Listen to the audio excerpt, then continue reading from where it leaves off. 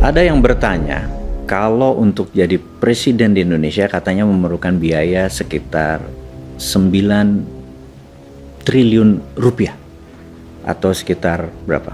1 billion dolar, nggak nyampe kali ya. 9 triliun rupiah itu dianggap adalah ongkos demokrasi termurah sedunia. Jadi jika seseorang memiliki 9 triliun, maka peluang dia untuk menjadi presiden atau pemimpin di Indonesia itu besar gitu. Nah, dan pada saat dia menjadi presiden, dia ngapain? Itu yang jadi kunci. Dia akan memegang hampir 2.000 triliun anggaran nasional. Anggaran nasional 2.000 triliun. Dan kita tahu PDB kita adalah 16.000 triliun, alias yang 14.000 triliun adalah pihak swasta. Yang menarik, kita sekarang gunakan terminologi dolar. Jadi 2.000 triliun itu sekitar 130 atau sampai 150 billion dolar. Itu nilai APBN Indonesia. Berita buruknya, di dunia ada lebih 500 perusahaan yang nilainya, yang omsetnya lebih besar dari 150 billion dolar. Kita ambil contoh, Apple. Itu sudah 1.000 billion, alias sudah 7 kali dari besarnya APBN Indonesia. Dan untuk menjadi pemimpin Apple tidak harus masuk gorong-gorong. Itu sederhananya ya, ngapunten ya. Ini hanya kiasan loh, contoh. Tidak harus mempermalukan dirinya untuk tidak jadi dirinya gitu ya. Dan untuk itu sulit seorang bosman ini mencalonkan diri menjadi presiden, karena para kandidat-kandidat yang lain itu humble orangnya, rendah hati. Bosman itu nggak bisa rendah hati. Contoh rendah hati ini, kalau kandidat yang lain ya ketemu 10 warga Indonesia yang tidak pakai sepatu, maka kemungkinan besar atau mungkin malah secara natural mereka akan mencopot sepatu tersebut supaya menjadi satu rata, menjadi sejajar dengan warganya. Gak mungkin kan bosman jadi memperlakukan seperti itu. Bosman apa yang dilakukan? Kalau ada 10 warga nggak pakai sepatu, dia nggak bakal copot sepatunya. Yang pasti adalah gue beliin itu semua orang sepatu biar sama pakai sepatu. Itu aja bedanya. Jadi kita tuh nggak humble, paham ya? Nah, karena itu kan sulit kan bosman jadi presiden. Lalu siapa yang punya duit 9 triliun, 10 triliun itu? Ya oligarki. Jadi nggak heran di demokrasi yang belum dewasa, rakyatnya bisa dibeli, maka oligarki itu bisa membayar kandidat-kandidat untuk lolos menjadi pemimpin Indonesia, untuk mengelola yang 2.000 triliun tersebut, dan untuk membuat kebijakan yang 14.000 triliun tersebut supaya beredar di kalangan oligarki doang. Kira-kira ya, ini jahat ya gua ngomongnya ya. Tapi ini hanya untuk wake up call, untuk alarm doang, untuk lu pada bangun semua gitu ya, berpikir ada benernya juga kali ini bosman ngomong kayak gitu. Lalu siapa yang punya 9 billion itu yang tidak oligarki? Ya hanya bosman juga, tapi itu nanti ya rahasianya ya. Gue kayaknya harus manggil dulu bawa kendi muter-muter itu dulu supaya langit kasihan sama gue gitu ya. Jadi intinya adalah ada cara kedua nih. Cara kedua untuk menjadikan non-oligar menjadi pemimpin Indonesia. Itu rumusnya. Bagaimana caranya? Gimana kalau kita ke sejarah lagi? Biasa nih bosman apa-apa ke sejarah, ke belakang, agar ada landasan berpikir, ada referensinya. Karena akademisi tanya, apa alasan lo? Apa referensinya gitu. Kita kasih bos, tenang bos. Jadi Anda sekolah jauh-jauh, kita fulfill atau kita penuhi ego ilmu tadi, bahwa apa landasan Anda berpikir bahwa bisa menjadikan pemimpin negara ini tanpa bergantung pada oligarki gitu ya.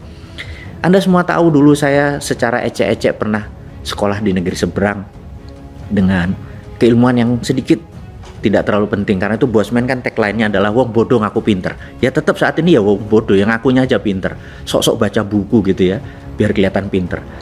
Intinya adalah kita ingetin bahwa latar belakang aplikasi psikologi yang pernah saya peroleh dulu itu mudah-mudahan bisa membenarkan pada saat teori menjadikan seseorang jadi presiden atau pemimpin Indonesia tanpa bergantung pada oligar atau dananya oligar. Nah, dulu tuh sewaktu mengambil pelajaran applied psychology itu, saya punya sahabat JB panggilannya, atau John Buchanan, ya nggak penting lah nama tersebut. JB ini kalau adalah orang yang membuat saya seperti ini sekarang mungkin besar sekali. Jadi kalau kami ada pelajaran psikologi, misalnya waktu itu kita diajarin tentang underdog effect gitu ya, underdog. Wah, guru kita selama 2 jam di kampus mengajari tentang underdog effect. Profesor namanya Profesor Stadler, well respect profesor di California gitu ya. Dia mengajarkan terus, wah JB ini selalu exciting gitu ya. Begitu keluar selalu dia bilang, lu ngapain nih gitu ya? Nggak ngapa-ngapain. Lu tolong gua. Jadi saya tuh selalu jadi victimnya dia, karena dia asisten dosen. Jadi kalau dia seneng, nilainya tinggi, dosen tinggal oke-oke aja karena muridnya banyak gitu ya. Nah, JB ini selalu bilang, what do you do? Nothing. Lu bantu sama gua, lu jadi cari responden gitu ya.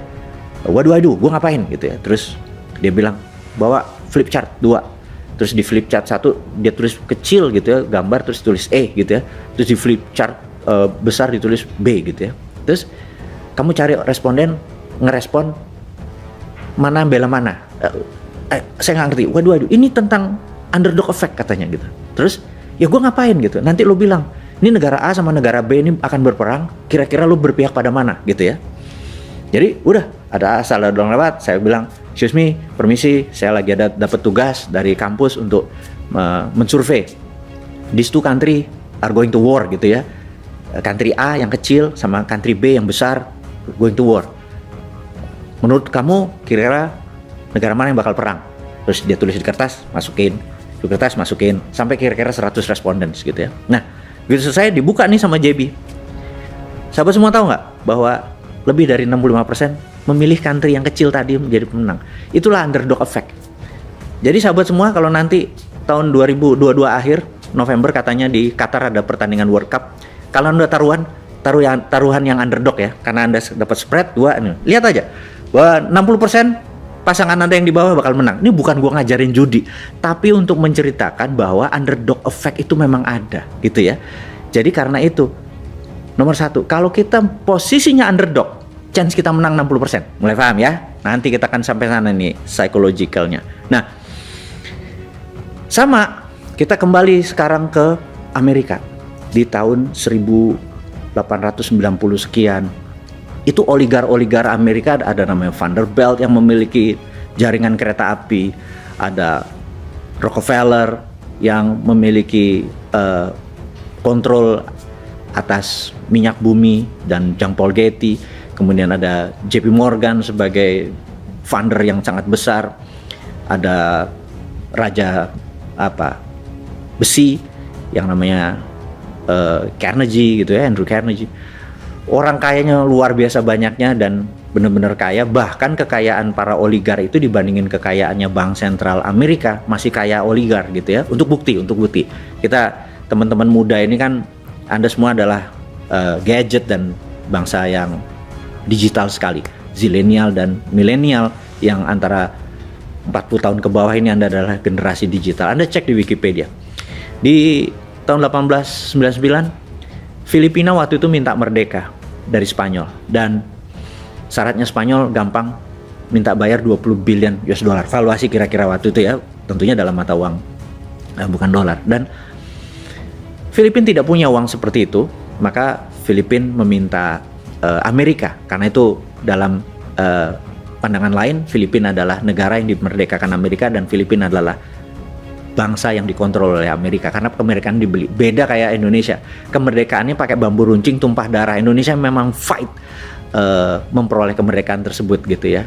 Sekali lagi, kita bukan merendahkan Filipina, tapi sejarah bangsa itu membuat berbeda, kita harus respect satu sama lain. Nah, pemerintah Amerika waktu itu tidak punya 20 billion dolar. Pemerintah Amerika minta ke Andrew Carnegie. Apa yang terjadi? Andrew Carnegie membayar kemerdekaan Filipina, yang sampai dia mati dia nggak pernah menginjak Filipina. Nah, karena Andrew Carnegie disebut bapak filantropi dunia, bahkan foto Andrew Carnegie ada di Bill Gates, karena itu Bill Gates mengklaim dirinya adalah the biggest philanthropy atau penyumbang, tapi dia nggak akan pernah bisa. He never could be like Andrew Carnegie, karena Andrew Carnegie better, dia memerdekakan sebuah negara. Nah, jadi kita lihat oligarnya itu lebih kaya daripada bank sentral gitu. Nah, karena oligar itu kaya, presiden-presiden Amerika siapapun itu pasti oligar yang membiayai gitu ya.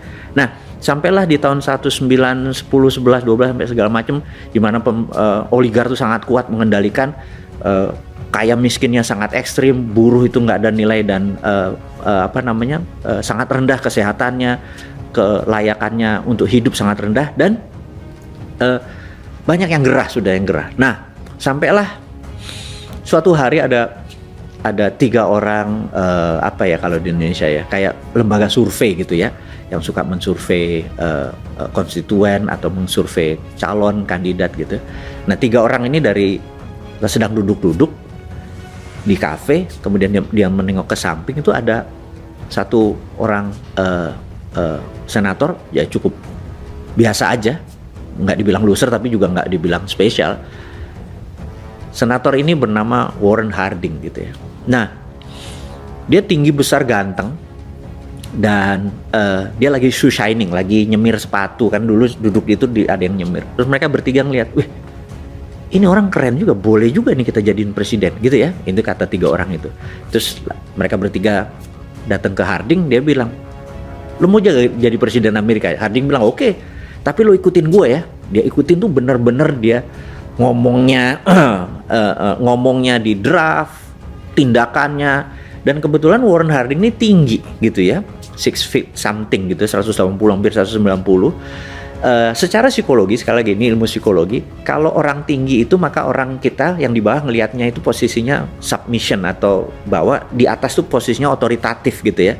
Jadi karena dia tinggi, ngelihat orang tuh otoritatif, jadi kelihatannya keren gitu ya. Jadi mengerti kenapa orang tinggi terkadang mempunyai nilai lebih gitu ya. Nah, Warren Harding ini tidak pinter-pinter banget, tapi di semua perkataannya, tindakannya di drill oleh 3 orang ini. Dan dananya dari mana? Anggap di Indonesia sekarang 9 triliun itu dikumpulin dari UKM gitu ya, dari pengusaha UKM receh dikumpulin. To make story short, 1921 Warren Harding menjadi presiden Amerika, dan shock sekali oligar di Amerika. Dia nggak berumur panjang, hanya 2 tahun dia di Gedung Putih, dan dia bisa dikatakan presiden terkorup karena banyak sekali oligar-oligar membayarin dia, dan dia terima. Tetapi timnya dia membentuk sesuatu yang baru. Dan oke, kita skip ceritanya, tapi Anda boleh lihat detailnya tadi, bahwa sejak saat itu puncaknya nanti adalah di tahun 1930 krisis karena terjadi serangan terhadap peraturan dari negara, menekan oligarki, menekan para konglomerat, membuat UKM naik. Intinya banyak yang sakit hati di oligarkinya. Intinya lagi tahun 1930 Wall Street collapse gitu ya. Nah, collapse-nya Wall Street ini membuat dunia goncang, membuat Nazi akhirnya bergerak di Jerman dan lain sebagainya. Tetapi saat ini Amerika tuh menjadi negara yang paling adil, di mana jumlah orang kayanya, UKM-nya, dan negaranya benar-benar 1:1 menjadi seimbang. Kalau dulu ini 80% gitu ya, yang ini 10%, negara cuma 10%. Sekarang menjadi berimbang. Dan Warren Harding itu game changing, bisa dikatakan game changing. Jadi sahabat semua, bukan berarti untuk menjadi presiden itu harus oligar sebagai fundernya. Tetapi bisa juga kita memilih someone menjadi Warren Harding yang akan membela para UKM, para pengusaha receh, para buruh, para nelayan, para petani, untuk bergandengan tangan menjadi sesuatu yang baru di Indonesia. Ini game changing. Abis itu akan seimbang, oligarnya, rakyat umumnya, UKM-nya, dan negaranya menjadi seimbang. Dengan kekuatan 3 hal inilah yang membuat Indonesia ke depan menjadi the strongest country in the southern hemisphere sekali lagi di wilayah selatan Katulistiwa. Dan 2045 itu hanya pada saat ulang tahun Indonesia ke-100 itu baru hanya 23 tahun lagi dari sekarang. Dan tidak mungkin kalau ini semua terjadi di 2024, Indonesia akan menjadi negara yang powerful dengan tidak menghilangkan oligar, tapi menyeimbangkan kekuatan pasar dan kekuatan pengaruh. Saya rasa pelajaran kali ini adalah sampai di sini dulu. Terima kasih buat Anda semua. Salam sehat selalu.